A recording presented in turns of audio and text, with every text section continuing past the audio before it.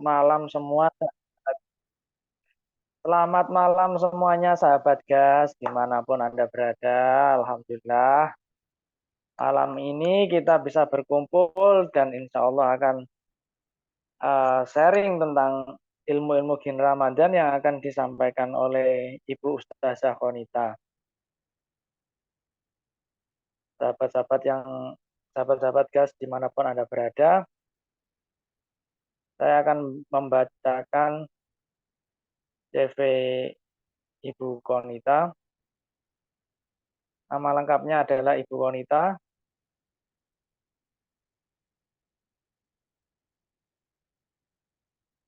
Pendidikan formalnya SD sampai SLTA di Mahat Islam Pekalongan. Terus kuliahnya di Al Mustafa International University mengambil Bachelor Degree of Philosophy and Islamic Theology. Beliau beralamat di Jalan Simpang Ela Sucipto, Pandanwangi, Blimbing, Malang, Jawa Timur. Nah,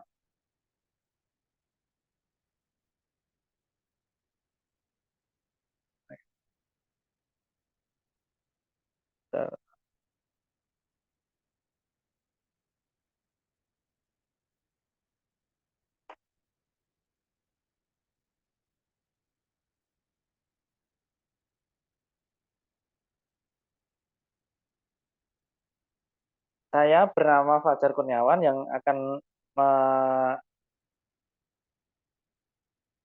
memandu acara pada malam hari ini.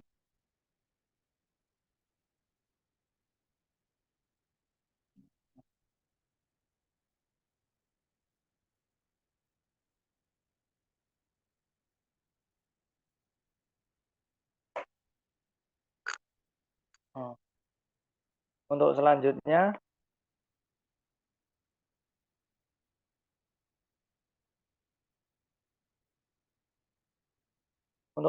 mari kita sambut Ibu Konita untuk memaparkan materinya. Ibu Zaza Konita, saya persilahkan.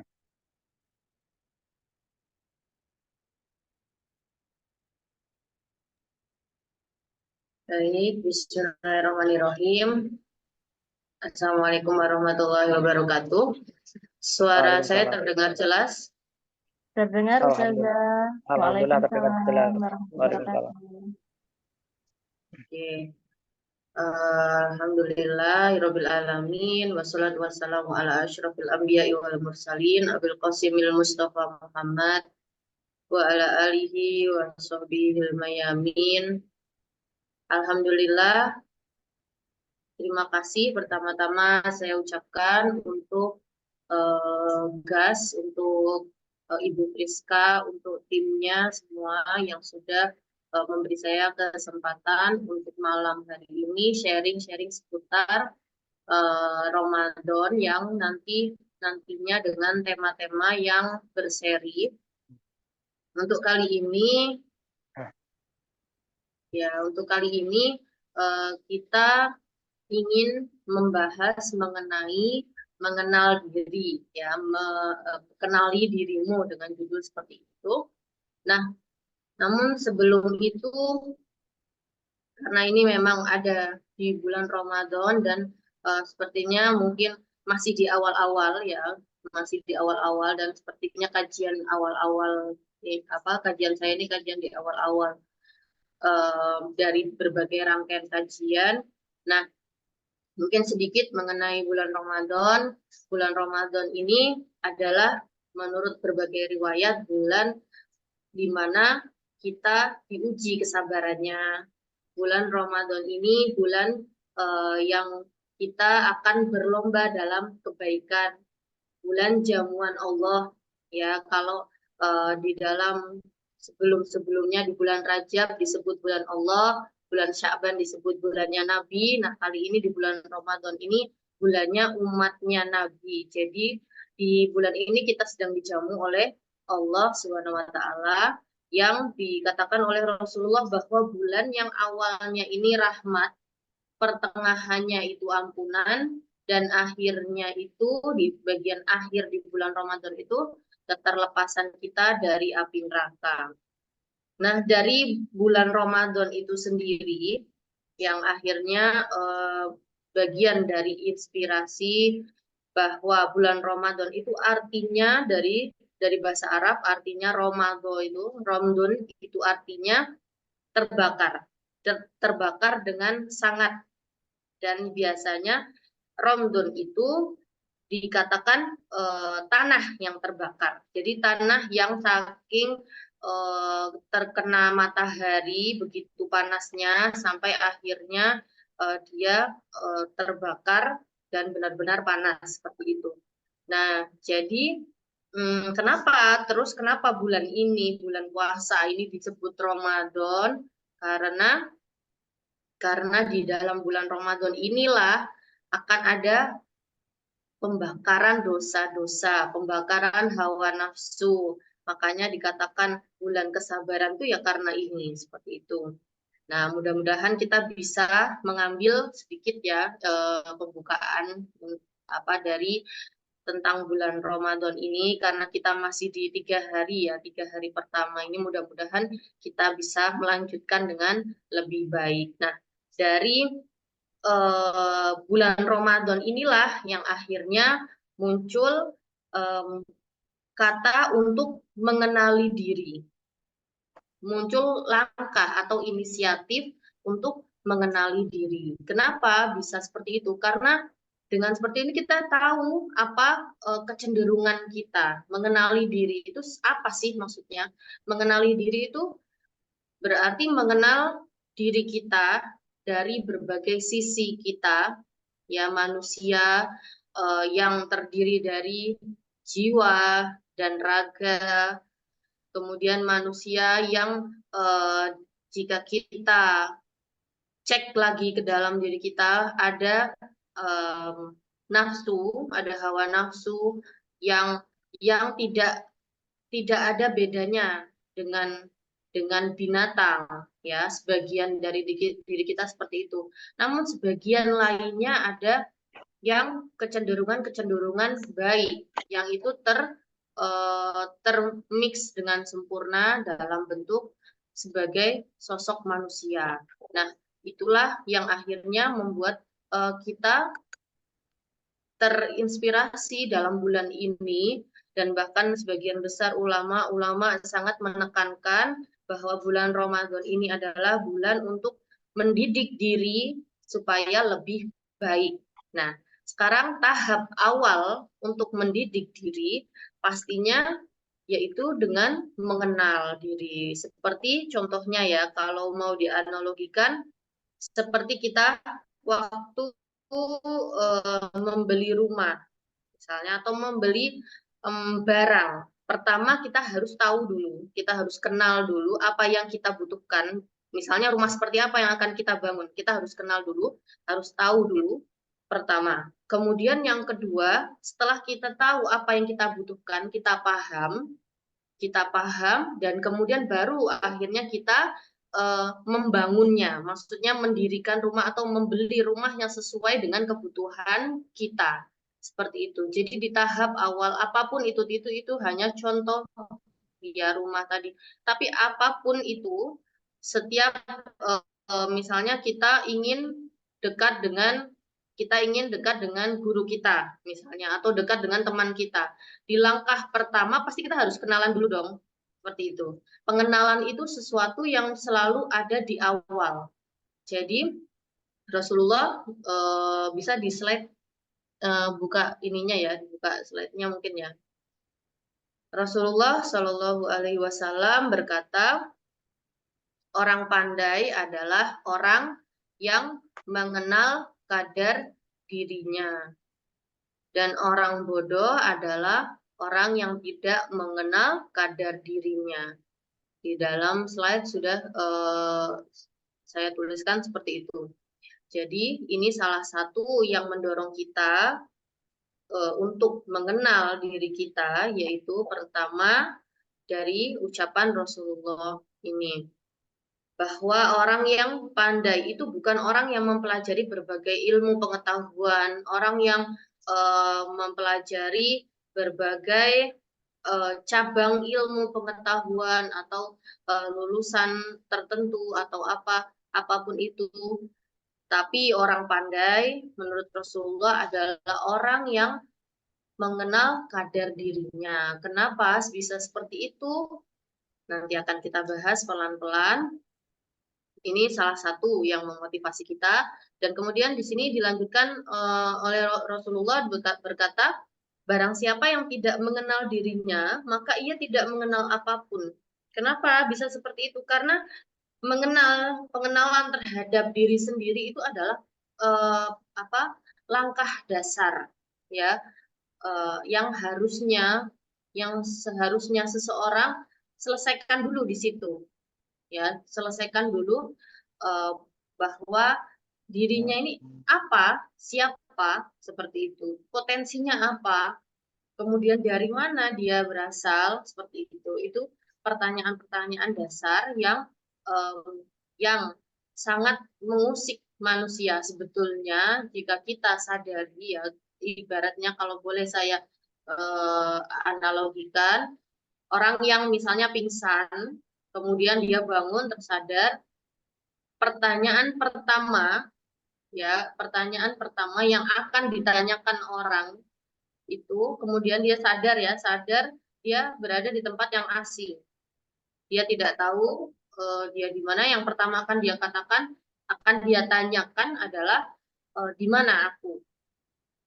Bahkan orang yang misalnya habis pingsan, kemudian dia mungkin tidak benar-benar sadar, aku tuh siapa?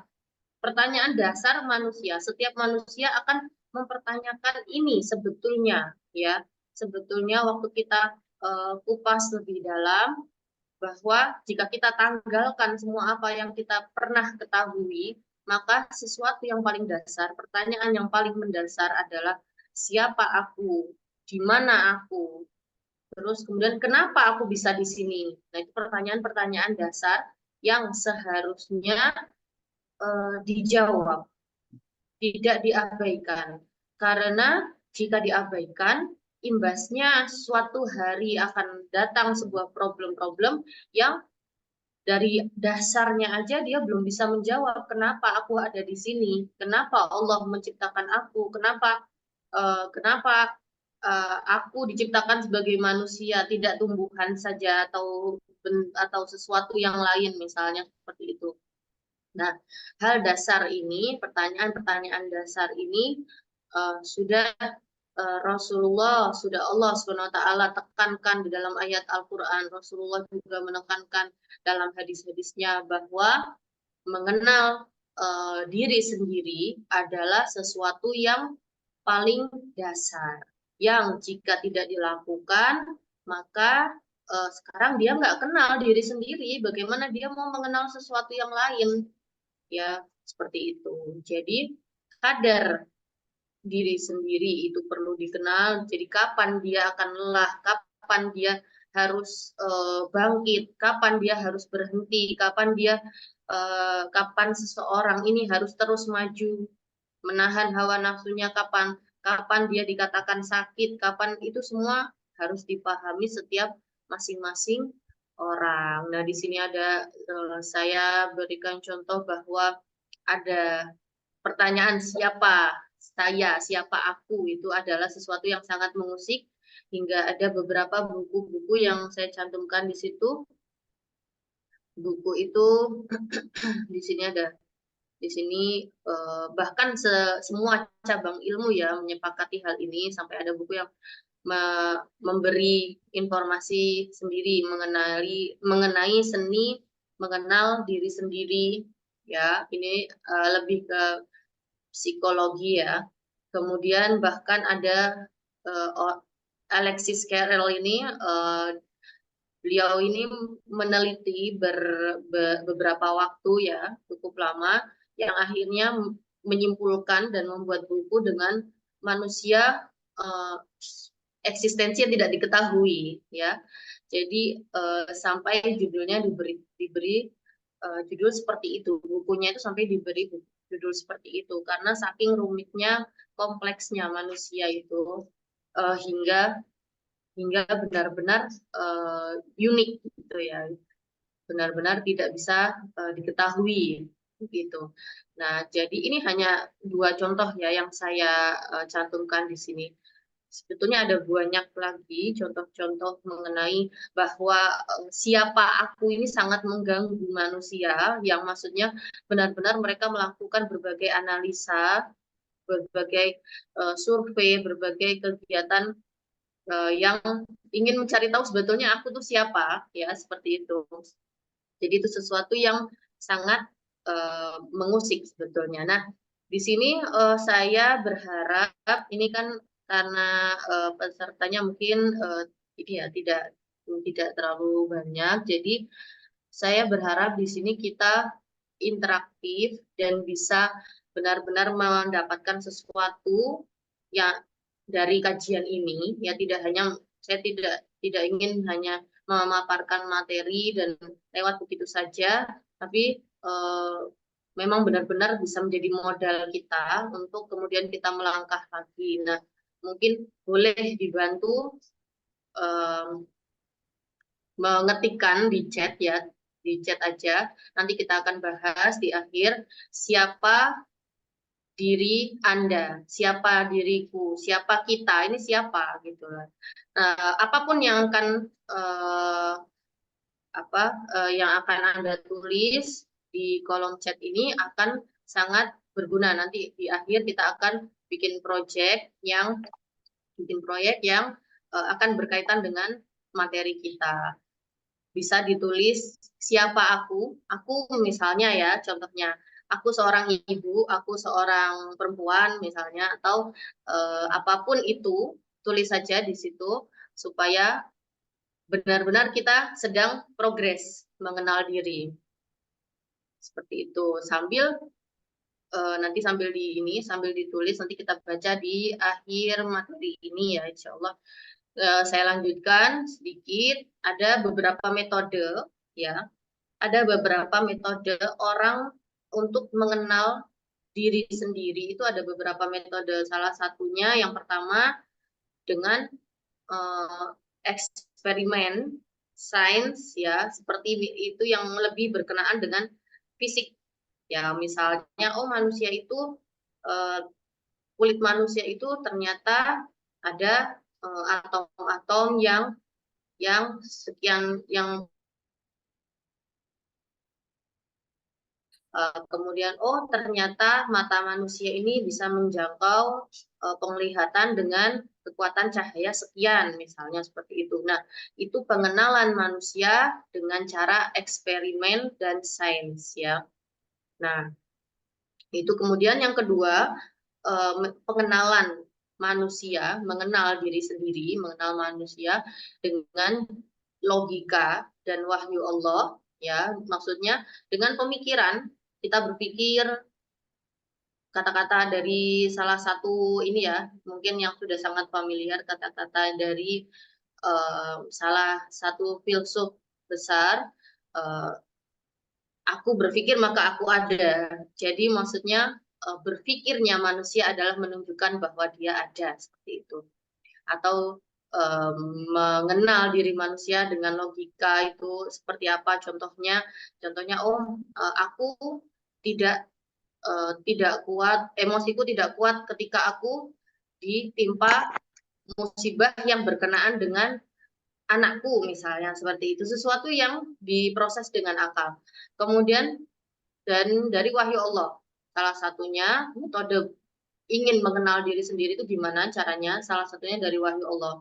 Nah, di sini yang akan kita kupas lebih lanjut. Tadi pembahasan mengenai metode dengan metode eksperimen dan sains itu bukan target utama kita ya, karena kita sedang membahas sesuatu yang lebih dalam, yaitu jiwa manusia. Jadi fisik itu sesuatu yang mengikuti setelah itu, bukan yang mendasar. Nah, kita akan membahas mengenai mengenal diri kita dengan wahyu Allah. Di sini ya, kita ingin tahu apa sih kata Al-Quran, apa sih kata Allah yang menciptakan kita, kalau menurut bahasa Arab, diri itu artinya nafs. Nafs itu yang akhirnya menjadi serapan dalam bahasa Indonesia nafas ya. Nafs itu di dalam Al-Quran ada beberapa arti, ya ada banyak sebetulnya. Ini hanya beberapa saja yang saya cantumkan.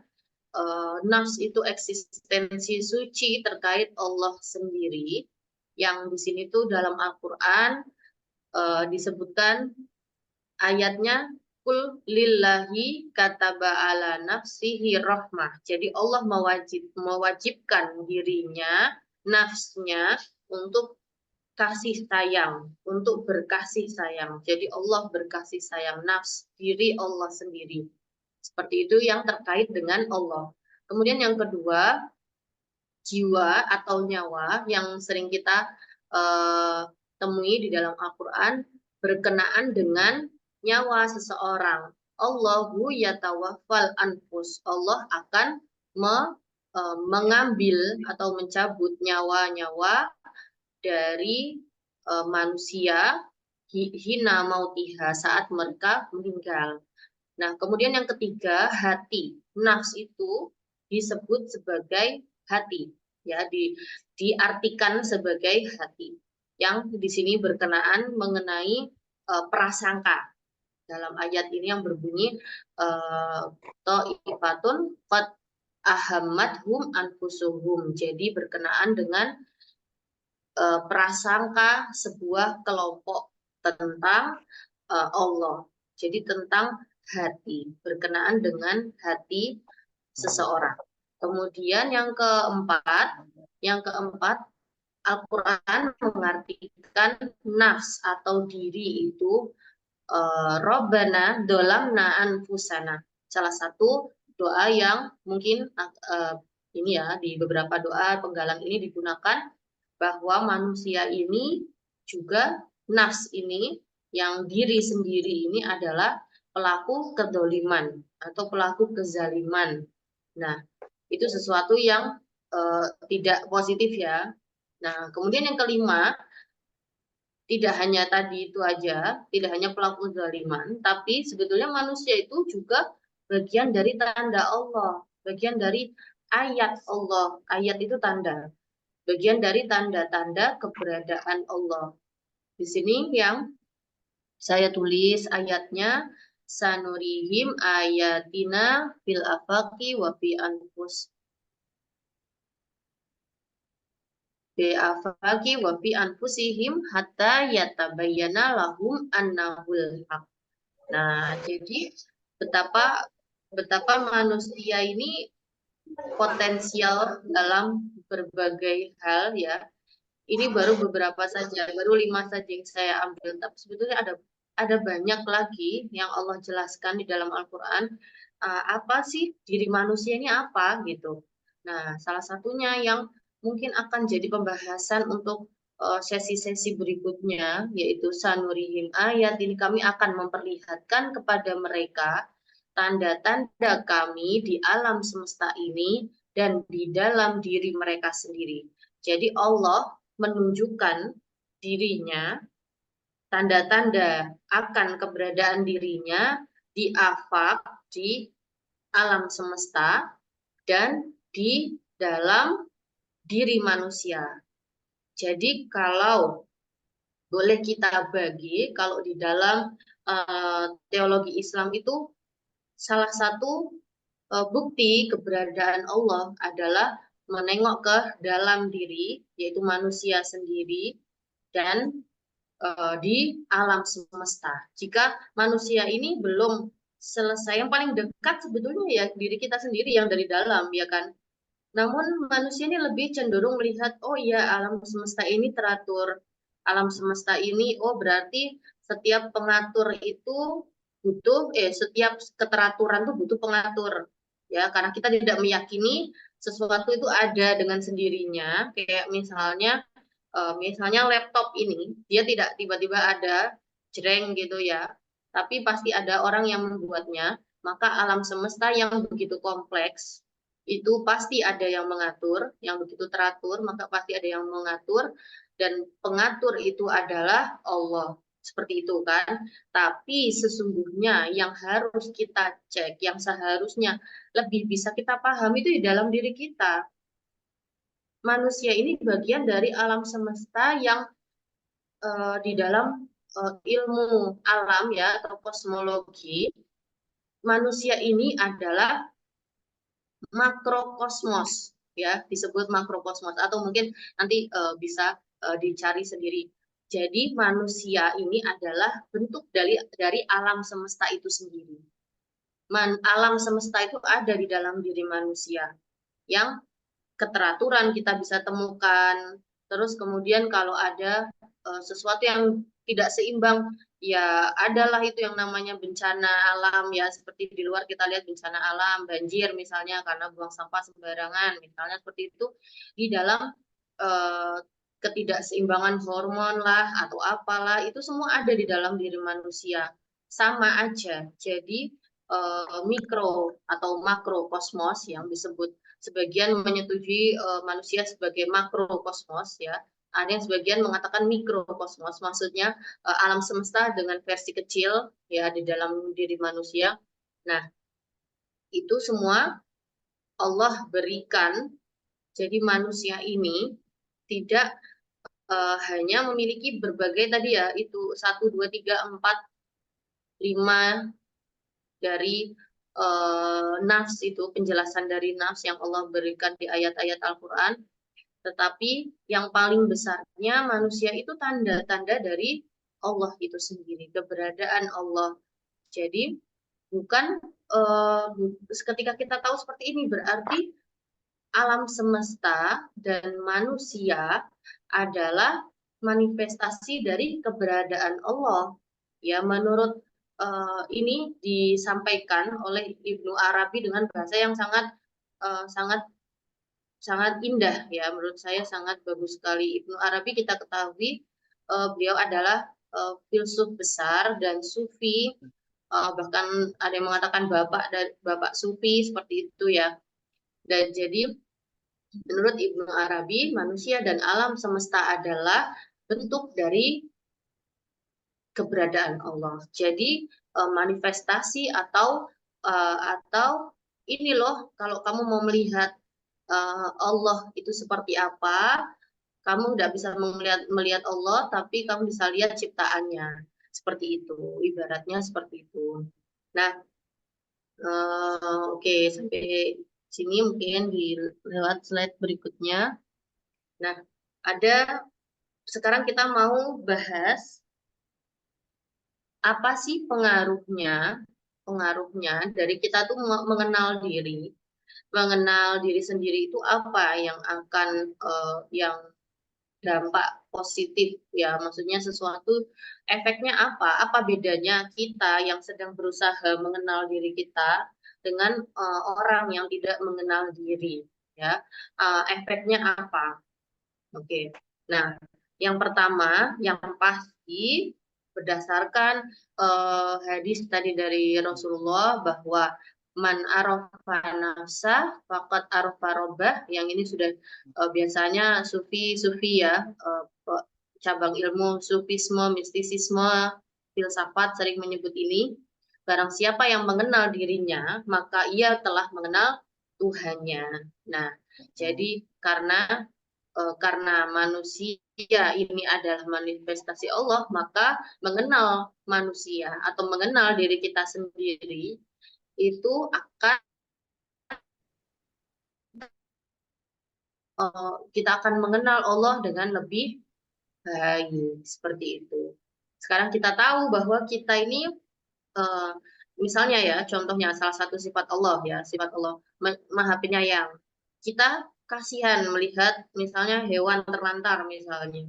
Nah, berarti Allah yang menciptakan kita dan yang menciptakan hewan, makhluk ini, pastinya lebih penyayang daripada kita, ciptaannya.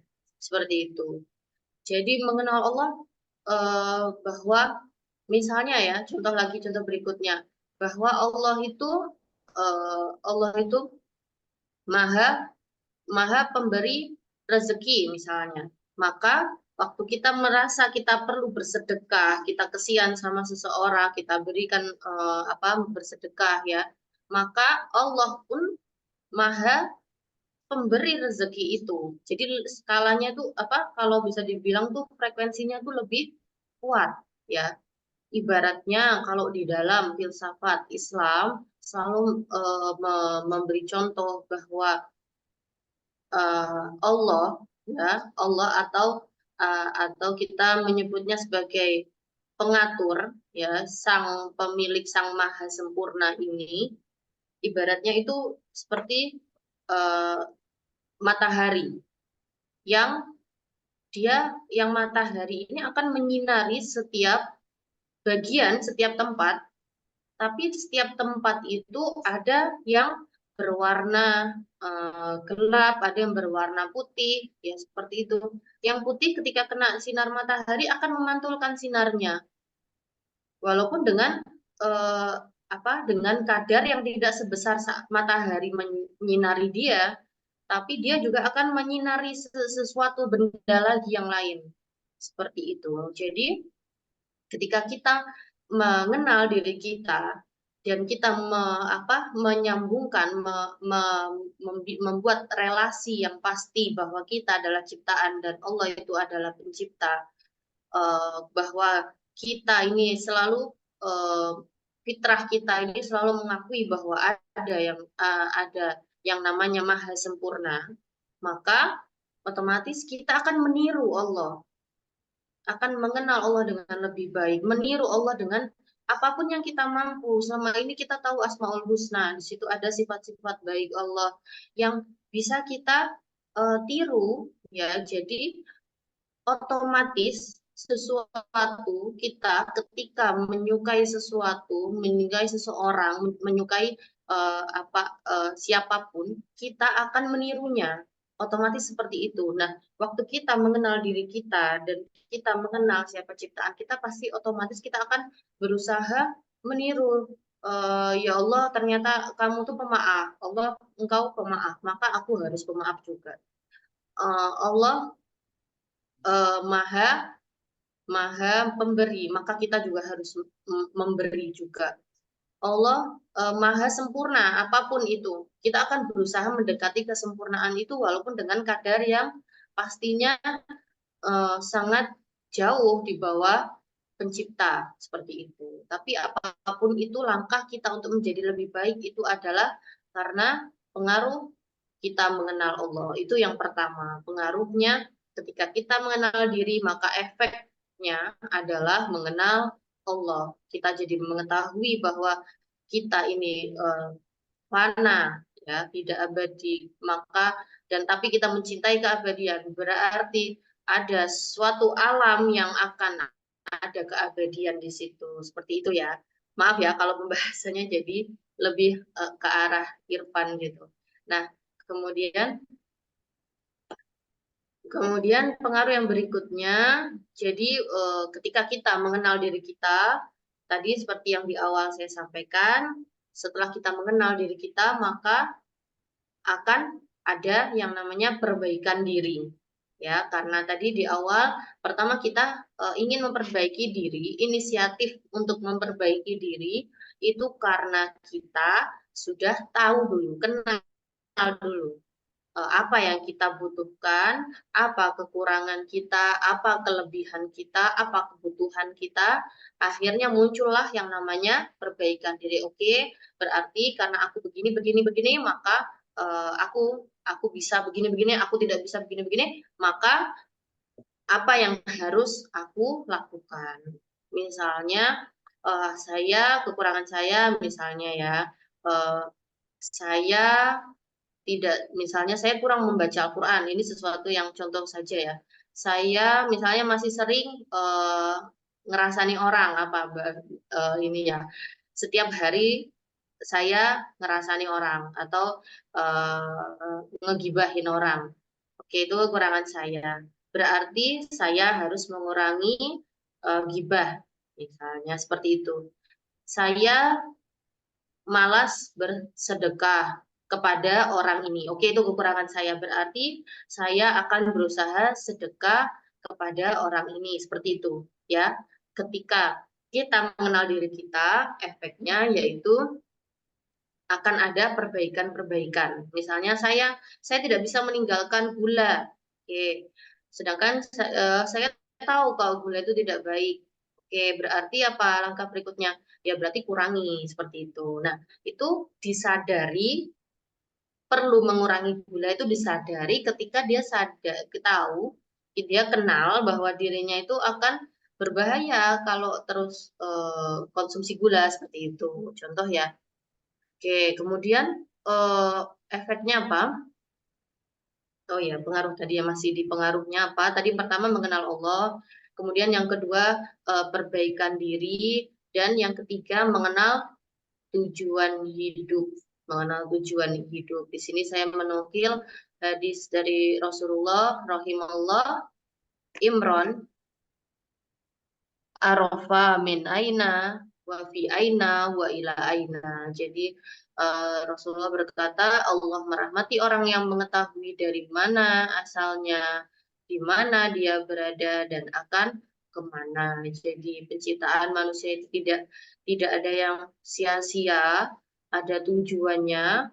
Tujuan akhirnya ketika kita mengetahui diri kita, maka kita akan tahu, kita mengenal diri kita, maka kita akan tahu bahwa kita harus punya tujuan. Nah, harus punya tujuan apa? Tujuan kita paling yang paling maksimal itu adalah inna lillahi wa inna ilaihi rajiun, ya. Kita ini dari Allah dan akan kembali kepada Allah. Berarti kita harus kembali dengan cara seperti apa? Nah, ini yang harus yang akan diketahui, yang harus dikonsep oleh orang yang sudah berusaha mengenal diri sendiri seperti itu. Oke, itu dari ini ya, dari pengaruh-pengaruh mengenal diri sendiri. Oke, sekarang kita mau ke proyek. Nah, beberapanya sudah menulis di sini. Ya, ini saya ada beberapa yang setting ini di chatnya. Saya bacakan ya. Siapa aku? Aku adalah suami yang berusaha mencukupi nafkah lahir batin untuk keluarga. Ada lagi nih. Siapa aku? Aku adalah ibu perempuan berdaya dan merdeka, hamba Allah yang membawa perubahan baik dalam aspek lingkungan. Terus ada lagi nih. Ini ada lagi nih. Aku orang yang suka ngobrol sama orang-orang baru, ingin mengetahui cara berpikirnya orang-orang, wawasan dan budaya orang-orang, terus suka kura-kura. Aku ayah dari 2 orang anak, punya beberapa anak pembimbing di bidang teknologi. Wah, ini kayaknya ini ahli IT nih. Hobi mengajar mereka dan membutuhkan keilmuan yang saya punya. Waduh, bagus ini. Khairnas anfa'um linnas nih ya. Iya, Kalau detail. bahasa Arabnya gitu ya. Iya, Khairnas oke. anfa'um linnas. Oke, bagus. Sudah seperti itu. Itu benar-benar berarti kita sudah tahu ya siapa kita, itu kita tahu. Kita tahu kita dengan peran kita, ya seperti tadi ada yang saya ibu, saya suami. Nah, kemudian saya yang suka seperti ini, saya selalu begini, itu semua berarti kalau boleh ini akan disimpan untuk diri masing-masing, boleh kalau dulu ya dulu waktu pelatihan seperti ini mengenai pengenalan diri ya, saya sarankan untuk membuat sebuah catatan gitu. Di situ ditulis proyek pengenalan diri. Di situ ditulis siapa saya seperti ini, saya suka begini-begini, peran saya seperti ini, saya bisa seperti ini. Oke, sudah. Setelah itu satu bagian seperti itu, dan bagian berikutnya apa kelebihan saya? Saya kalau masak, kalau bikin kue enak, selalu enak. Tapi kalau bikin masakan selalu keasinan misalnya seperti itu. Saya oke, apapun itu kelebihan. Oh, saya suka ngobrol tapi tidak suka mendengar. Nah, oke, berarti bagian saya suka suka bercerita itu di sebuah kelebihan. Di kolom kekurangan misalnya saya tidak suka mendengar. Saya suka melakukan ini, misalnya saya suka berenang. Kemudian di sini kolom itu kolom kelebihan satu, kolom kekurangan satu, kemudian di bagian akhir itu dibuat sebuah kayak konklusi gitu ya, kesimpulan bahwa oke, saya dari kekurangan-kekurangan saya ini apa yang ingin saya perbaiki? Apa yang ingin saya perbaiki? Kemudian misalnya saya suka memberi apa ya contohnya yang ada di sini aja.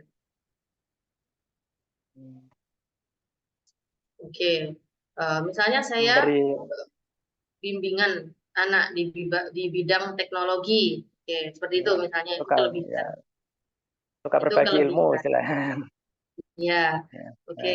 Nah, itu kelebihan. Berarti ini kelebihan saya ini bisa saya gunakan kalau di kemarin kalau di ini ya cabang ilmu psikologi ya kalau nggak salah ya ada dari kelebihan ini yang nanti akan dipisahkan. Apakah ini bisa dikomersilkan, bisa jadi mata pencaharian? Apakah ini hanya hobi? Itu harus dibikin kolom-kolom tersendiri. Nah, kemudian dari yang kelebihan tadi ya, itu yang kekurangan. Dari kekurangan ini, apakah ada yang ingin kita perbaiki? Oh, oke. Misalnya, saya tidak suka membuat kue misalnya. Oke, berarti saya mau perbaiki karena sebentar lagi mau Lebaran, daripada saya beli kue, saya bikin misalnya. Oke, berarti saya harus perbaiki ini. Yang saya tidak suka membuat kue. Berikutnya saya membuat kue. Kemudian hal-hal yang di situ kenapa harus disimpan sendiri ya? Ini tadi kan hanya contohnya ya, hanya contohnya saya seperti ini, saya seperti ini, saya seperti ini. Tapi harus ada satu pegangan lagi yang disimpan untuk diri sendiri, nggak usah dikasih tahu ke siapapun, entah itu ke suami, ke istri, ke anak, ke orang tua, kita simpan untuk diri kita sendiri. Misalnya kekurangan saya tidak, saya masih sering berbohong. Oke, dari berbohong ini berarti mau kita buat perbaikan. Oke, berikutnya kita tulis dah itu. Kalau zaman dulu atau ada diary itu ya, diary. Sampai sekarang buku harian itu pun sangat berharga sebetulnya ya. Buku harian itu berharga. Mau dibentuk di laptop, mau tertulis dengan buku itu sangat berharga untuk mengoreksi diri sendiri. Misalnya saya suka berbohong, saya suka gibah, saya pelit sama adik saya. Nah, dari hal-hal ini yang kemudian kita putuskan untuk perbaiki. Oke, hari ini saya berhasil untuk tidak berbohong. Oke, kalau gitu kasih nilai, kasih reward untuk diri kita. Kasih kalau ternyata dari yang kemarin, hari ini nih saya bohongnya lebih banyak. Oke, kasih sanksi. Kasih ketentuan, misalnya sanksi nggak boleh makan yang manis-manis hari ini. Misalnya, seperti itu. Sanksi reward itu diperjelas dari proses perbaikan diri. Karena ini mumpung ya, kalau menurut saya mumpung di bulan Ramadan juga, perbaikan itu akan lebih mudah. Nyatanya, kita bisa menjaga tidak makan dan minum dari adzan subuh sampai adzan maghrib, berarti ada hal-hal yang sebetulnya bisa kita usahakan untuk tidak makan, tidak minum misalnya, atau tidak merokok, tidak apa selama puasa ini. Nah, berarti kita bisa melakukan sesuatu yang lebih baik. Asal kita identifikasi dulu yang mana, jalannya itu yang mana. Oke, kelebihan saya ini, kekurangan saya ini. Saya mau garap kekurangan saya dulu. Kekurangan saya, oke, saya mau memperbaiki kekurangan saya, maka sebagiannya tidak perlu diperbaiki ya. Ada hal-hal yang memang misalnya saya alergi makanan tertentu. ya sudah, tidak ada masalah seperti itu. Nah, ada kekurangan-kekurangan yang memang itu bagian dari pengenalan diri. Oke, berarti ada hal-hal yang harus kita hindari. Saya tidak bisa berteman dengan lebih dari 3 orang misalnya. Oke, itu diri kita, terserah. Maksudnya itu kekurangan kita, tapi bisa jadi kelebihan dalam hal-hal tertentu. Tidak punya teman banyak itu baik, seperti itu.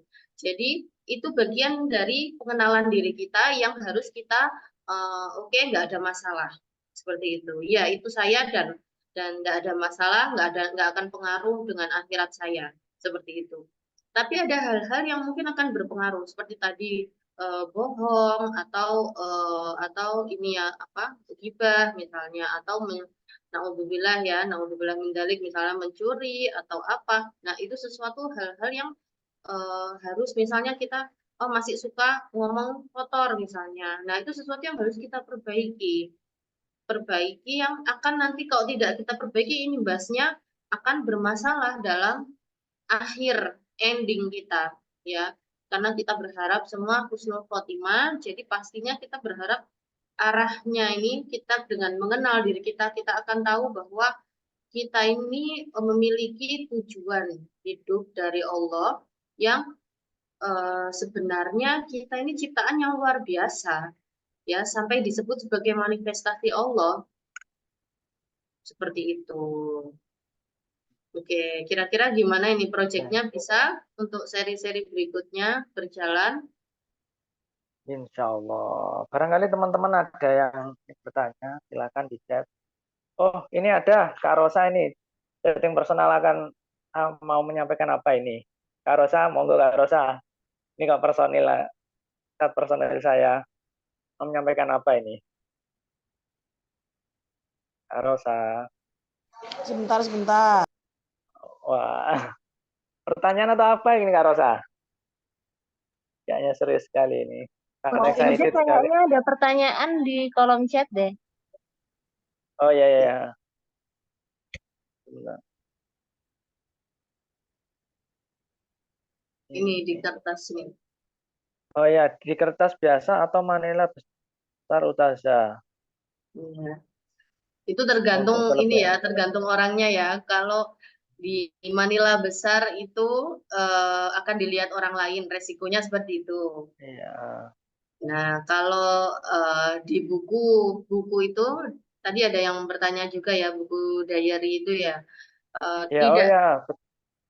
iya, Oh, ini ada pertanyaan. Betapa pentingnya mengisi diary untuk meningkatkan kualitas dan perbaikan diri sendiri ya Bu Ustazah. iya. Sangat Jadi kalau menurut Bu Ustazah bagaimana untuk mengisi buku diary itu apakah self improvement untuk yang lebih baik lagi atau gimana kelebihan untuk mengisi buku diary itu?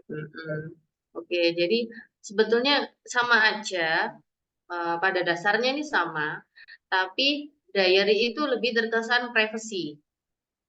Ya, lebih terkesan privasi dan mungkin orang tidak akan melihatnya seperti itu. Nah, kalau seandainya kita punya tempat atau tidak masalah, misalnya ada orang lain yang membaca proyek kita ini, ya nggak ada masalah di Manila besar itu, atau tidak di diary seperti itu, atau mungkin di sebagian dulu teman-teman juga ada yang punya diary digital ya, ada diary digital. Jadi semacam project-project itu ditulisnya di apa sih nama aplikasinya punya Microsoft Office itu? Apa namanya? Eh, Visio. apa saya bukan di ini apa namanya? Yang ini loh. Bentar, saya buka semacam notebook itu loh, semacam notebook yang otomatis nge-save. WordPad itu. OneNote. OneNote. Oh. OneNote. Iya, itu OneNote itu juga sebagian teman-teman juga ada yang seperti itu. Di situ kan modelnya kayak apapun yang kita ingin share di situ bisa kita buat sebagai buku, judul, tema-tema, per tema, per hari atau jadi benar-benar kayak buku gitu loh modelnya. Nah, itu bisa seperti itu. Kalau itunya nggak ada masalah karena pada dasarnya sih sama aja, mau di kertas biasa, takutnya hilang ya kalau kertas. Kalau di Manila besar juga oke, boleh, nggak ada masalah. Dengan konsekuensinya nggak ada yang lihat ya kalau ditulis di Manila. Kalau di diary itu lebih privacy. eh, Terus disimpan untuk diri sendiri, jurnal perbaikan diri setiap hari, beri reward untuk diri sendiri dan ya seperti itu. Itu seperti itu proyek kita rencananya ya. Insya Allah dalam beberapa sesi ke depan kita akan terus melanjutkan pembahasan ini. Jadi kalau betapa pentingnya mengisi diary ini ya karena setiap diary itu sih fungsinya untuk koreksi ya, koreksi. Jadi setiap malam misalnya ya orang menulis diary itu fungsinya supaya kayak remind ya, remind apa yang sudah terjadi hari ini dan apa hikmahnya seperti itu kan. Nah, yang itu nantinya itu akan jadi koreksi untuk kita. Oh, saya kurang ini, oh begini hari ini, berarti besok harus seperti ini. Nah, seperti itu.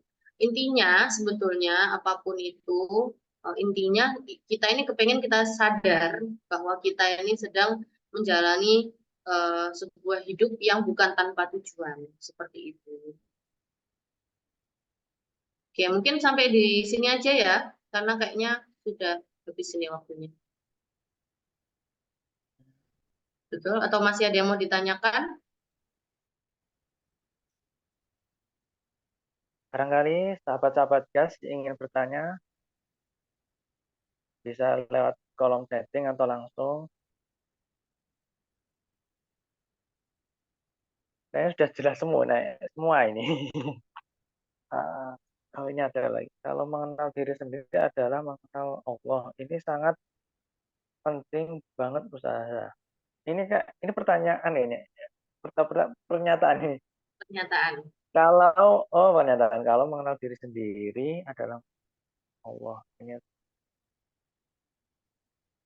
Oh ya, izinkan saya bertanya, Bu Sasa. Kan tadi kan ada sempat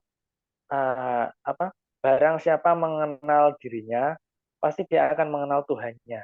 Nah ini kalau orang-orang ateis, apakah beliau itu gagal memahami dirinya sendiri itu? Atau gimana Bu Ustazah? Loh, jadi kan barang siapa mengenal dirinya, maka ia mengenal Tuhannya. Tuhannya, ya. Bukan mengenal Tuhan dulu baru mengenal diri. Jadi mengenal diri dulu baru mengenal Tuhan. Nah, ya, jadi sekarang kenapa kok orang yang tidak bertuhan ya, yang tidak bertuhan itu terus apakah dia tidak mengenal dirinya? Berarti gimana sampai sini? Kira-kira gimana?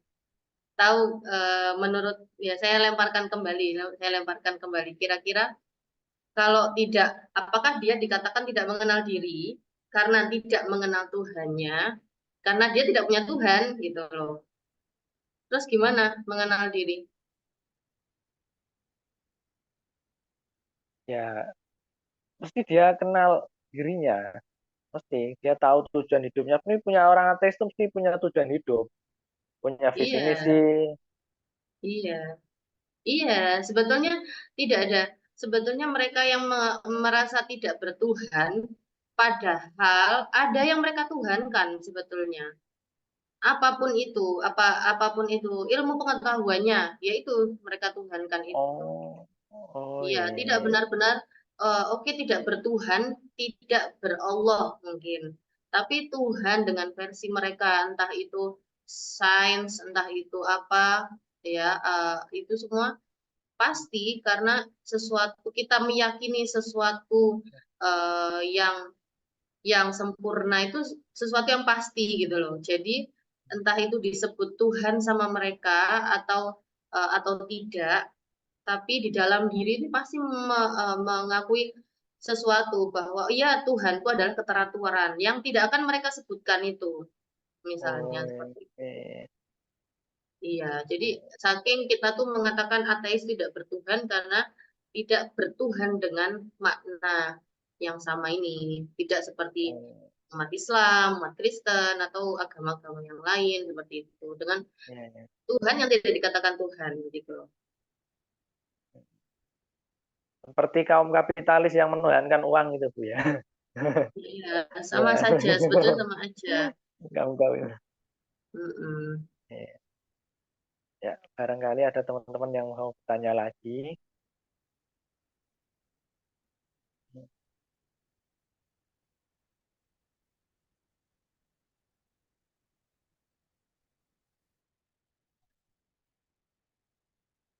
Ini pada jelas semua atau gimana kok nggak ada yang tanya ini? Sudah. Alhamdulillah jelas Ustazah. Oke, alhamdulillah. Berarti sudah nggak ada pertanyaan lagi ya ini ya.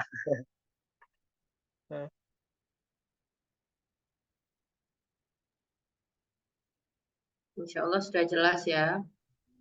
Berarti gimana Ini, ini? Saya tutup dulu. ini Kak Rosa ini gimana ini? Katanya Kak Rosa gimana? Ayo, monggo, monggo. Sudah Oh, selesaikah kajiannya?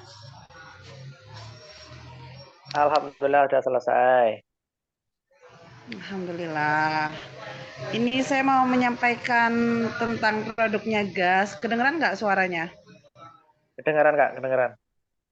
Oh ya, alhamdulillah. Soalnya di sini lagi hujan deras banget. Eh, Alhamdulillah rezeki banyak ya.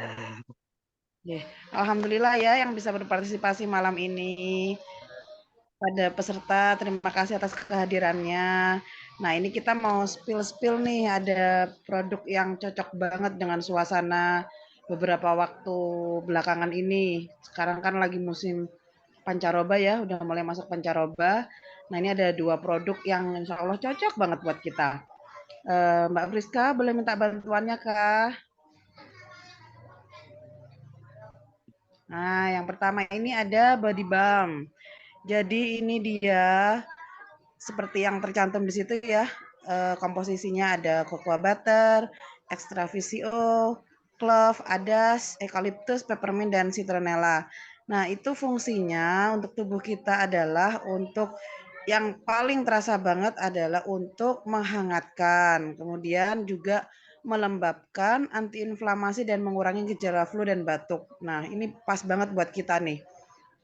Kalau misalkan kayak saya barusannya habis kehujanan, terus dari kemarin selama 3 hari berturut-turut itu hujan angin gantian aja ya panas, bentar hujan, bentar angin kayak gitu, itu kan berpengaruh banget ya ke kulit kita gitu. Nah, insya Allah dengan adanya body balm ini juga bisa membantu kita untuk menjaga kondisi tubuh seperti itu. Nah, terus ada produk yang kedua yaitu moisturizer. Nah, ini seperti yang bisa kita lihat di situ manfaatnya yaitu untuk mengurangi minyak di wajah, melembabkan, dan ini cocok banget untuk kulit sensitif dan ini nih perempuan-perempuan untuk mengurangi penuaan dini yaitu keriput-keriput. Jadi sebagai bentuk proteksi kita terhadap kulit ya untuk menjaga tubuh kita terutama kulit wajah. Nah, ini salah satunya dengan moisturizer-nya dari Gas ini cocok banget insya Allah. Seperti itu. Apalagi dengan cuaca yang ekstrim belakangan ini. Begitu. Mungkin itu sih Kak Fajar yang mau saya sampaikan. 2 produk ini salah satu produk andalan kita dan saya sudah membuktikannya, memakainya juga itu enak-enak banget dipakainya. Gitu. Terima kasih atas kesempatannya. Ya.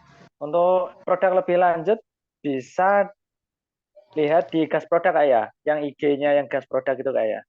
Nah, bisa di IG-nya Gas Produk atau bisa langsung hubungin WA-nya Kakmin itu ada kan di grup Gria Alka Selara Semesta nanti bisa dicolek-colek lagi. Ya, Tuh, terima kasih. ya,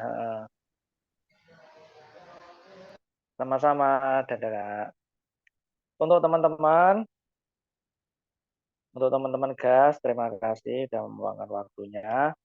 Untuk kajian-kajian selanjutnya akan ada kajian yang sangat-sangat menarik. Jangan lupa untuk memfollow akun Instagram Gria Alka Selara Semesta Ya ini @gria_alka_selaras_semesta untuk kajian-kajian lebih menarik ke depannya. Dari saya, host, mengucapkan terima kasih atas partisipasinya malam ini, teman-teman, guys. Dan jika ada kata-kata yang kurang berkenan, saya sebagai host mohon maaf sebesar-besarnya. Untuk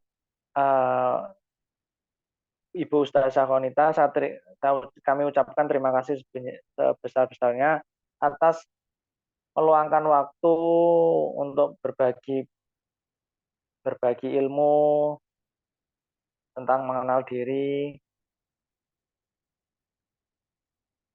dan untuk menjadi insan yang lebih baik lagi.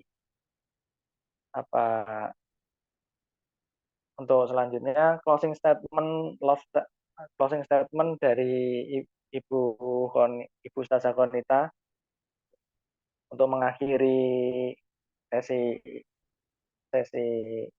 ini, monggo.